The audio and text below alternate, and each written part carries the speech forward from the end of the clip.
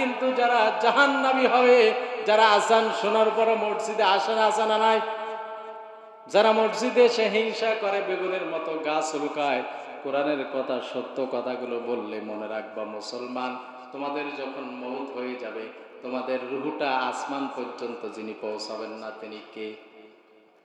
আল্লাহর হাবিব সাল্লাল্লাহু আলাইহি ওয়াসাল্লাম বলেন, ওই রূহগুলো আসমানে পৌঁছাবে না, আসমানে উঠতে যাবে কিন্তু ফেরেশতারা নিক্ষেপ করবে নিচের দিকে।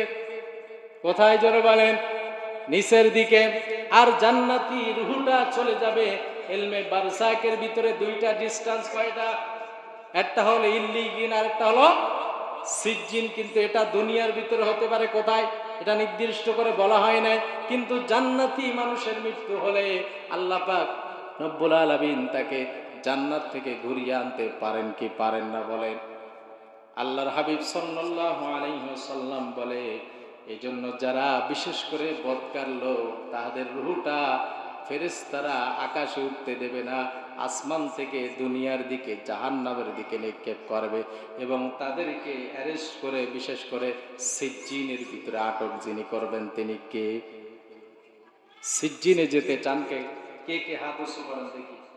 হ্যাঁ, কে কে যেতে চান? ওই বাচ্চাটা। আরে বাচ্চা তো এমনি ইল্লিগিনে চলে যাবে। কোথায়? হ্যাঁ, ইল্লিগিন আর হচ্ছে সিজ্জিন। সিজ্জিন হচ্ছে জাহান্নামী মানুষের জন্য, আর ইল্লিগিন হচ্ছে জান্নাতি মানুষের জন্য, মুমিন বান্দাদের জন্য। এই মুমিন বান্দাদের বিশেষ করে আপনার ইল্লিগিনে যাওয়ার আশা করার দরকার আছে না নাই? হ্যাঁ, এবার আসেন, আমি প্রশ্ন করেছিলাম যে কবরে যারা থাকে তারা বা যারা মৃত্যুবরণ করে, করার পরে এতক্ষণ ধরে বর্ণনা দিলাম, রুহটা দুই ভাগে ডিস্টেন্স হয়ে যায়। এরপরে আপনার বিশেষ করে কবরে যারা থাকে বা মৃত্যুবরণ করার পরে দুনিয়ার কোনো মানুষের কথা মানুষকে শুনতে পারে কিনা? দুনিয়ার কোন মানুষ, তার মা কাঁদছে, তার বাবা কাঁদে, সন্তান কাঁদে, বাবার জন্য আছে না নাই বলে?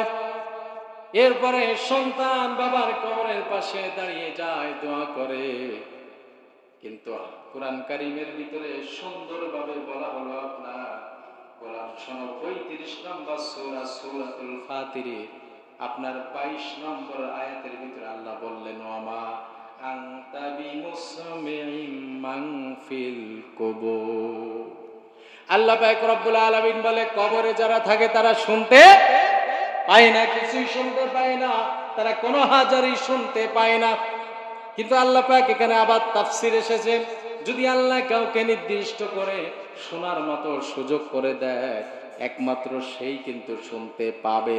কারণ বিশ্বনবী সাল্লাল্লাহু আলাইহি ওয়াসাল্লাম এক জিহাদের কাফেররা যখন, বিশেষ করে বড় বড় কাফের, আবু জেহেল সহ আর বড় বড় কাফের যারা আছে, তখন তারা যখন মৃত্যুবরণ করলেন, এদেরকে যখন মেরে ফেললেন, হত্যা করে ফেললেন, এক কুয়ার ভিতরে ফেলার পরে বিশ্বনবী সেখানে দাঁড়িয়ে দিয়ে নাম ধরে ডেকেছিলেন।